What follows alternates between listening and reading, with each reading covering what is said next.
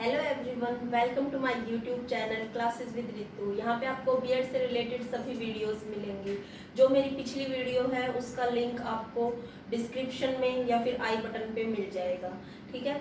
और जो मेरे चैनल पे नए हैं वो प्लीज़ इस वीडियो को लाइक करें और चैनल को सब्सक्राइब करें। तो जो आज की हमारी वीडियो है उसके बारे में है कि जो आर्टिकल जो हमने पिछली वीडियो में डिस्कस किए थे 5, उनको एग्जाम के पॉइंट ऑफ व्यू से हम कैसे एक्सप्लेन करें कि एग्जामिनर है जो वो हमें पूरे नंबर दे, ठीक है। क्योंकि पता सबको होता है कि ये आर्टिकल क्या है, इसके अंदर क्या लिखा गया है क्या नहीं, लेकिन एग्जाम के पॉइंट ऑफ व्यू से सारे स्टूडेंट्स बहुत ही कम लिख के आते हैं। इस वजह से मैंने एक और वीडियो बनाई है ताकि एग्जाम के पॉइंट ऑफ व्यू से वो एकदम से सही है।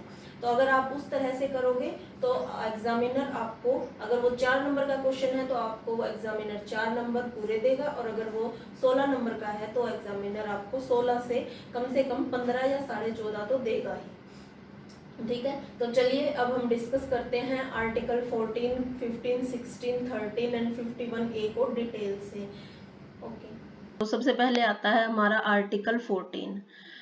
आर्टिकल 14, सबसे पहले तो हमें ये पता होना चाहिए कि ये जो आर्टिकल 14 है वो राइट टू इक्वालिटी का पार्ट है, और राइट टू इक्वालिटी है वो हमारा एक फंडामेंटल राइट है। फंडामेंटल राइट यानी कि मौलिक अधिकार। इसकी मैंने पूरी वीडियो पहले बनाई हुई है, इसका लिंक मैं आपको डिस्क्रिप्शन में दे दूंगी, ठीक है। ये जो आर्टिकल 14 है, 15 और 16, ये तीनों ही राइट टू इक्वालिटी का पार्ट है, ठीक है। जो आर्टिकल 14 है उसका मेन मोटिव ये था कि चाहे लोग कितने आपस में कितने भी अलग क्यों ना हो, कि कोई अमीर है कोई गरीब है, किसी का मतलब किसी का कोई स्टेटस है, कोई मतलब कैसा भी हो, लेकिन आपस में वो अलग हैं, लेकिन लॉ के हिसाब से यानी कि कानून के हिसाब से वो सारे एक ही हैं, एक ही समान माने जाते हैं कानून के हिसाब से, ठीक है। कि सभी के लिए कानून बराबर है, चाहे वो होम मिनिस्टर हो, कोई ऑफिसर हो, कोई लेबर हो या फिर कोई सिटीजन हो, सभी के लिए कानून बराबर है, ठीक है।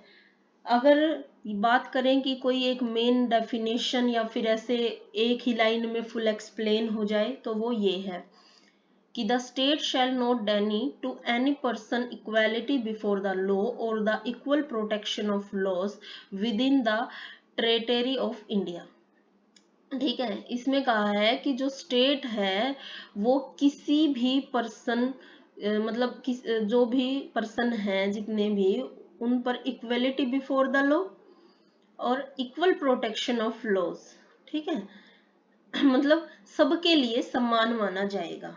जो कानून है, कानून के समक्ष सभी समान हैं, ठीक है। इसके हम पेपर में ऐसे डायग्राम बना सकते हैं, क्योंकि ये इसके एक तरह से हम इनको इसके प्रिंसिपल्स कह सकते हैं। ये इक्वलिटी बिफोर लॉ और इक्वल प्रोटेक्शन ऑफ लॉज को आर्टिकल 14 के प्रिंसिपल कह सकते हैं, ठीक है। इक्वलिटी बिफोर लॉ क्या होता है, इक्वल प्रोटेक्शन ऑफ लॉज क्या होता है, ये भी हम डिस्कस करेंगे, ठीक है। लेकिन ये डिस्कस करने से पहले मैं आपको थोड़ा सा और एक्सप्लेन कर दूं, ठीक है। आपने लगभग हिंदी मूवीज में ये देखा होगा कोर्ट में कि इस तरह का एक चित्र होता है, इसको लगभग आप सब लोग जानते होंगे कि ये क्या है। ये लेडी जस्टिस है, इसके एक हाथ में तराजू है और आंखों पर पट्टी है, ठीक है। तो इन दोनों का मतलब अलग अलग होता है, लेकिन जैसे हिंदी मूवीज में बोल देते हैं कि हाँ कानून अंधा है, लेकिन ये बात नहीं है, ठीक है। उसका मतलब ये नहीं है कि उसको कुछ दिखता नहीं है, नहीं, उसका ये मतलब है कि उसको भेदभाव नहीं दिखता, आपस में एक दूसरे के साथ कोई भेदभाव नहीं दिखता कि कौन कैसा है, कौन किस स्टेटस पे है, कितना अमीर है, कितना पावरफुल है, क्या कुछ है उसके पास, ये सब कुछ नहीं दिखता, ठीक है। उसको दिखता है कि हाँ ये मतलब इस कंट्री का है और ये मतलब सब एक समान है, ठीक है। इसके हाथ में जो तराजू है उसका मतलब होता है कि जो इंसाफ जो है वो एविडेंस के बेसिस पर काम करेगा। ठीक है। और एक तरफ जो इसके हाथ में जो आंखों पर जो पट्टी है, उसका मतलब होता है कि कानून कभी भी ये नहीं देखता कि उसके सामने कौन खड़ा है, ना वो अमीर गरीब देखता है, ना वो कि जो सामने खड़ा है वो कितने पावरफुल है या नहीं, गोरा है या काला है, प्राइम मिनिस्टर है या फिर रिक्शा चलाने वाला है, कोई ऑफिसर है, मतलब कुछ भी है वो, कि एक नॉर्मल सिटीजन है, कोई ऑफिसर है या फिर कोई पावरफुल आदमी है, ये सब चीजें नहीं देखता। वो सिर्फ ये देखता है कि कानून की नजर में सब एक समान बराबर हैं, इसलिए वो सबको इक्वली ट्रीट करता है। तो ये होता है लेडी जस्टिस का मतलब। और ये कहाँ से आया है? ये इक्वलिटी बिफोर लॉ से आया है, कि सभी को समान माना जाए। ठीक है, तो चलिए अब हम बात करते हैं कि इक्वलिटी बिफोर लॉ क्या है। ये है कि क्योंकि ये जो लॉ है वो ये बोलता है कि किसी को भी स्पेशल प्रिविलेजेस नहीं दिए जाएंगे। ठीक है। और बोलता है कि सभी लोगों को, ये सभी लोग हैं जितने भी जो मतलब जितने भी कंट्री में जितने भी लोग हैं, सभी को इक्वली ट्रीट किया जाएगा, यानी कि कानून सबके लिए एक समान लागू होगा। ठीक है। ये बोलता है इक्वलिटी बिफोर लॉ। ये जो इक्वलिटी बिफोर लॉ है, ये एक ब्रिटिश लॉ है, मतलब ये एक ब्रिटिश लॉ कंसेप्ट है। ठीक है। और जैसे क्या हुआ कि जैसे इक्वलिटी बिफोर लॉ है, वो सबको एक समान मानता है। ठीक है, किसी में भी कोई भी भेदभाव नहीं करता।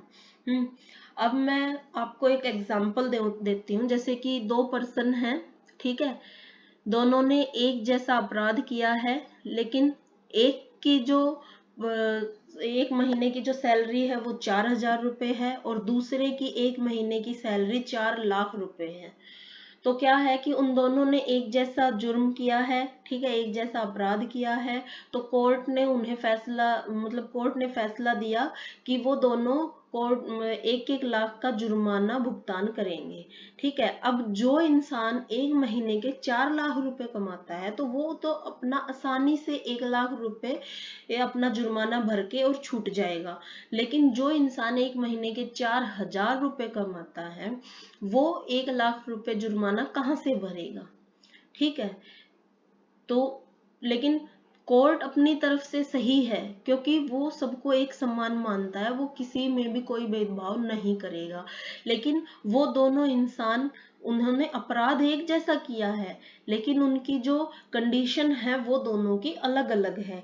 इसलिए एक और आया कि इक्वल प्रोटेक्शन ऑफ लॉ। ठीक है, कि भेदभाव, मतलब उनकी जो मतलब जो एक लॉ आया, वो एक ये अलग आया कि कि जो लोग एक जैसे हैं उनको एक जैसा ट्रीटमेंट मिलना चाहिए। लेकिन अगर दो लोग अलग अलग हैं, डिफरेंट हैं, तो लॉ को भी उनकी मतलब उनको अलग अलग ही ट्रीट करना चाहिए।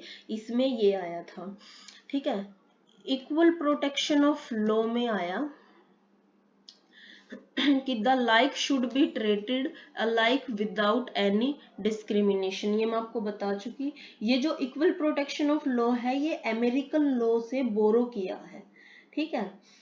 इसमें यही है कि जो लोग एक जैसे हैं उनको एक जैसा ट्रीटमेंट मिलना चाहिए, लेकिन जो दो लोग अलग अलग हैं उनको लॉ को, मतलब लॉ को भी, जो कानून है उसको भी अलग अलग ट्रीट करना चाहिए। ठीक है। इसमें कहा कि equal protection allowed reasonable discrimination, कि इन्होंने कहा कि रीजनेबल डिस्क्रिमिनेशन होगा तो ठीक है। ठीक है, कि जो एक रीजनेबल डिस्क्रिप्शन करने की बात कहता है ये, कि कोई भी जैसे ऐसे सिचुएशन आ जाती है कभी भी, तो डिस्क्रिमिनेशन हो जाता है। और जैसे कि इसको मैं एक एग्जांपल से समझाती हूँ। जैसे एक अडल्ट है और एक चाइल्ड है, दोनों ने सेम जुर्म किया है, मर्डर किया है किसी का। तो जो अडल्ट है उसने मर्डर किया, उसको तो ये सजा मिली। ठीक है। लाइफ इम्प्रिजमेंट मिला, ठीक है। और जो चाइल्ड है उसने भी मर्डर किया तो उसको क्या मिला, 3 साल की सजा। इसलिए इसने कहा कि जो मतलब सजा तो मिलेगी, मतलब भेदभाव, मतलब इतना भेदभाव ना हो कि मतलब दो अगर सेम पर्सन है तो उनमें कोई भेदभाव ना हो, लेकिन दो अलग अलग पर्सन है तो उनमें रीजनेबल डिस्क्रिमिनेशन बेस्ड पर करिकुलम स्टैंड एंड सिचुएशन है पीपल, ठीक है, कि उनको प्रोटेक्शन भी तो करनी चाहिए। जैसे कि एक अडल्ट है, अडल्ट ने मर्डर किया तो वो एक अलग सिचुएशन है, और एक बच्चे ने मर्डर किया तो वो एक अलग सिचुएशन है, ठीक है, इसलिए इनकी अलग अलग सजा दी गई, ठीक है। तो ये था हमारा आर्टिकल 14। आगे अगर हम बात करते हैं आर्टिकल 15 की, आर्टिकल 15 कहता है कि हमें किसी के भी साथ भेदभाव नहीं करना चाहिए, यानी किसी भी इंडिविजुअल्स को डिस्क्रिमिनेट नहीं किया जाएगा, उनके रिलीजन, रेस, कास्ट, सेक्स और प्लेसेस ऑफ बर्थ यानी कि जाति, धर्म, संप्रदाय, लिंग या जन्म के स्थान के आधार पर उनके साथ कोई भेदभाव नहीं किया जाएगा, ठीक है। ये कहा गया आर्टिकल 15 में, ठीक है। अगर आगे हम बात करते हैं कि हम पेपर में इसको कैसे लिखेंगे आर्टिकल 15 को, क्योंकि बात तो सिर्फ आर्टिकल 15 ने इतनी ही बताई कि किसी के साथ भी डिस्क्रिमिनेशन नहीं किया जाएगा, ठीक है, कि स्टेट है वो किसी के साथ कोई भी डिस्क्रिमिनेशन नहीं करेगा, कोई भी भेदभाव नहीं करेगा, उसके सेक्स के बेस पर, रिलीजन्स के बेस पर, रेस के बेसिस पर और प्लेस ऑफ बर्थ के बेसिस पर इनके ऊपर कोई भी भेदभाव नहीं किया जाएगा। लेकिन अगर बात करूं पेपर की, तो पेपर में हमें इसके बारे में ये सब भी लिख सकते हैं कि आर्टिकल 15 में ये कहा गया, लेकिन 15 के क्लोज ए में ये कहा, 2 में ये कहा, 3 में ये कहा और 4 में ये कहा, ताकि एग्जामिनर है वो देखने के बाद आपको नंबर दे दे कि हाँ इसको पता है। तो 15(1) में कहा गया कि जो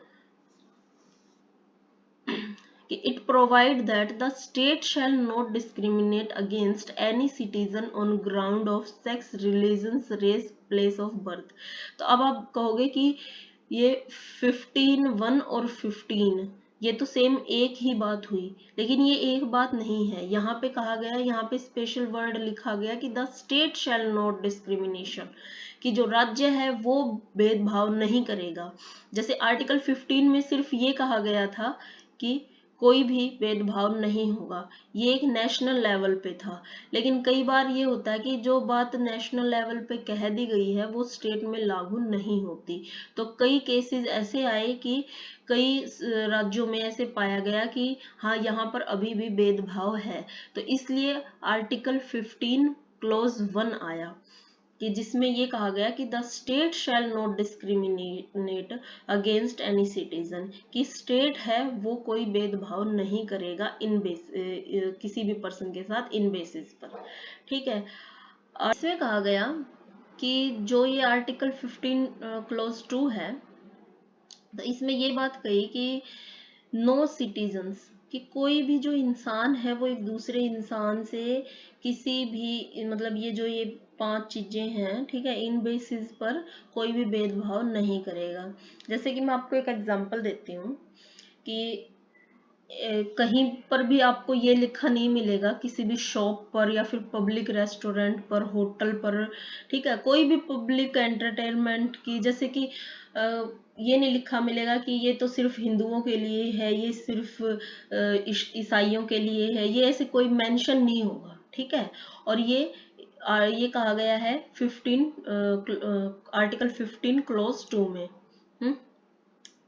कि जो एक प्राइवेट इंडिविजुअल्स हैं उनके ऊपर भी आर्टिकल 15 लागू होता है, कि वो किसी को भी अपने रेस्टोरेंट में आने से नहीं रोक सकते, शॉप में आने से नहीं रोक सकते, होटल में नहीं आने से रोक सकते, या फिर कोई भी मतलब पब्लिक एरिया है वहाँ पे वो ऐसे मेंशन नहीं कर सकते कि यहाँ पे सिर्फ इस कैटेगरी के लोग ही आएंगे या फिर इस धर्म के लोग आएंगे, इस कास्ट के लोग आएंगे, वो ऐसे कुछ नहीं कह सकते।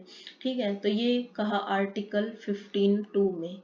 आर्टिकल 15(3) में ये कहा गया, ये जो आर्टिकल है वो स्पेशल वुमेन्स एंड चिल्ड्रंस के लिए बनाया गया कि उनको, जो वुमेन्स एंड चिल्ड्रंस हैं, उनको स्पेशल मतलब स्पेशल प्रोविजन बनाया गया।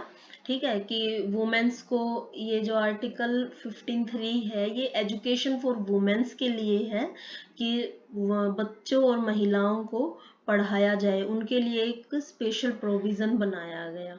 ठीक है, क्योंकि पहले क्या होता था कि सिर्फ मेंस को ही, मतलब पुरुषों को ही पढ़ने का अधिकार था। ठीक है, महिलाओं को नहीं था। लेकिन अब क्या है कि उनको भी ये अधिकार दिया गया और साथ में बच्चों को भी। ठीक है, जो हम 6 to 14 ईयर्स बच्चे हैं वो फ्री एंड कंपल्सरी एजुकेशन पाते हैं। आर्टिकल 15 क्लॉज 4 में क्या कहा गया कि जो बैकवर्ड क्लास हैं, ठीक है, शेड्यूल कास्ट, शेड्यूल ट्राइब्स, ठीक है, अनुसूचित जाति और अनुसूचित जनजाति, ठीक है, अगर इनके लिए कुछ भी लाया जा रहा है तो कोई भी डिस्क्रिमिनेशन नहीं माना जाएगा। ठीक है, इनके लिए भी स्पेशल प्रोविजन और मतलब कोई भी, जैसे कि कोई भी सोशली या फिर एजुकेशनली कोई भी माना जाता है, कोई भी मतलब कोई प्रोविजन इनके लिए लाया जाता है तो वो डिस्क्रिमिनेशन नहीं माना जाएगा, ये इसमें ये कहा गया। क्योंकि जो अनुसूचित जाति हैं, अनुसूचित जनजाति हैं या फिर बैकवर्ड क्लास है, जो पिछड़ी जनजातियां हैं, उनके लिए स्पेशल प्रोविजन है, जैसे कि आर्टिकल 15 क्लॉज 3 में है वुमेन्स एंड चिल्ड्रंस के लिए, वैसे ही आर्टिकल 15 क्लॉज 4 में है। तो ये था हमारा आर्टिकल 15। आगे हम बात करते हैं आर्टिकल 16 की। आर्टिकल 16 है equality of opportunity in matters of public employment, यानी कि सबको इक्वल, यानी कि एक समान अवसर प्रदान किए जाएं, यानी कि अपॉर्चुनिटी दी जाए पब्लिक एम्प्लॉयमेंट में। ठीक है, इसको अगर हम थोड़ा सा और एक्सप्लेन करें तो ये कहा गया, ये मैं आपको बता चुकी कि सबको राइट है, सबको अधिकार है कि वो, सबको अधिकार है कि वो पब्लिक एम्प्लॉयमेंट में अपनी अपॉर्चुनिटी ले। ठीक है, 16(1) में कहा गया कि जो स्टेट है, ठीक है, जो स्टेट के अंदर है वो, मतलब जो स्टेट के अंदर जितनी भी पोस्ट हैं, जितनी भी जॉब अपॉर्चुनिटी हैं, उनमें एम्प्लॉयमेंट या अपॉइंटमेंट के लिए they shall be equally of opportunity, यानी कि कोई डिस्क्रिमिनेशन नहीं होगा। ठीक है, ये चीज की गई। आगे क्लॉज 2 में कहा गया कि किसी भी इंसान के साथ उसकी रिलीजन, रेस, कास्ट, सेक्स और प्लेस ऑफ बर्थ, और साथ में इसमें ये 2 वर्ड और जोड़े गए कि डिसेंट और रेजिडेंट। ठीक है, कि इनके बेसिस पर किसी के भी साथ कोई भेदभाव नहीं किया जाएगा। ठीक है, इसमें ये आर्टिकल 15 के जैसा ही है, लेकिन इसके अंदर 2 चीजें और जोड़ी गई। 3 में क्या कहा गया कि एक्सपेक्शन देता है ये कि रिजर्वेशन के लिए, कि reservation on the basis of resident, मान लो कोई बैकवर्ड क्लास से है और एडिक्यूटली रिप्रेजेंटेड नहीं है, तो स्टेट सर्विस में तो रिजर्वेशन दिया जा सकता है ऑन बेसिस ऑफ रेजिडेंट। ठीक है, ये कहा गया आर्टिकल, ये क्लॉज 3 में। क्लॉज 4 में कहा गया कि reservation in job for backward classes of citizens, यानी कि जो एडिक्यूटली रिप्रेजेंटेड नहीं है, ये कहा गया क्लॉज 4 में। क्लॉज 5 में कहा गया कि जो रिलीजियस इंस्टीट्यूशंस हैं, ठीक है, में ये सब प्रोविजन अप्लाई नहीं होंगे। ठीक है, और आर्टिकल 16(6) में कहा गया 16 क्लॉज 6 में कहा गया, 103 अमेंडमेंट हुआ था उसमें कि इकोनॉमिकली वीकर सेक्शन के लिए ये बनाया गया था। तो ये था हमारा आर्टिकल 16। आगे हम बात करते हैं आर्टिकल 13 की, जो बात करता है right of minorities to establish and administer educational institutions. यानी कि माइनॉरिटीज हैं, जो माइनॉरिटीज हैं, अल्पसंख्यक हैं, उनको पूरा अधिकार है कि वो अपने एजुकेशनल इंस्टीट्यूशन को स्टैब्लिश कर सकती हैं और एडमिनिस्टर भी कर सकती हैं। इसको हम डिटेल में ऐसे पढ़ सकते हैं कि ऑल माइनॉरिटीज की सभी माइनॉरिटीज को, चाहे वो रिलीजियंस के बेसिस पर हो या लैंग्वेज के बेसिस पर हो, राइट है कि अपने एजुकेशनल इंस्टीट्यूशन को स्टेब्लिश्ड भी कर सकती हैं और एडमिनिस्टर भी कर सकती हैं। ठीक है। और इसके क्लॉज 2 में कहा गया कि the state shall not in granted aid to educational institution discriminate against any educational institution on the ground that it is under the management of a minorities, whether based on religions or languages। यानी कि आप मान लीजिए कि जो state है वो educational institution के बीच में ऐड बांट रहा है, यानी कि आर्थिक सुविधाएं दे रहा है। तो देखिए, या तो स्टेट किसी को भी आर्थिक एजुकेशनल इंस्टीट्यूशंस के लिए ऐड ना दे, यानी कि आर्थिक सुविधाएं ना दें, या फिर अगर वो आर्थिक सुविधाएं बट ही रही हैं तो वो एक प्रॉपर मेथोडलाइजेशन के हिसाब से बटनी चाहिए कि भाई यहाँ सबसे पहले किन्हें दी जानी चाहिए। ठीक है। तो सबसे पहले वो माइनॉरिटीज को ही दी जानी चाहिए। इनके कहने का मतलब ये है कि अगर गवर्नमेंट कोई भी आर्थिक सुविधाएं दे रही है तो सबसे पहले अगर वो माइनॉरिटीज को दे रही है, अल्पसंख्यकों को दे रही है, तो वो कोई डिस्क्रिमिनेशन नहीं है। लेकिन अगर वो अल्पसंख्यकों को छोड़कर बाकी सबको दे रही है तो वो डिस्क्रिमिनेशन माना जाएगा। तो ये है हमारा आर्टिकल 30। ठीक है। आगे हम बात करते हैं आर्टिकल 51A की, यानी कि फंडामेंटल ड्यूटीज की, हमारे मौलिक कर्तव्य। जो हमारे मौलिक कर्तव्य हैं, इसको हम, ये क्वेश्चन कई बार पेपर में बहुत बार आता है। जैसे इसको पेपर में ये ऐसे भी आ जाता है कि जो आर्टिकल 51A है ये क्या है, और कई बार आ जाता है कि फंडामेंटल ड्यूटीज क्या हैं। ठीक है। तो ये ऐसे आता है कई बार पेपर में।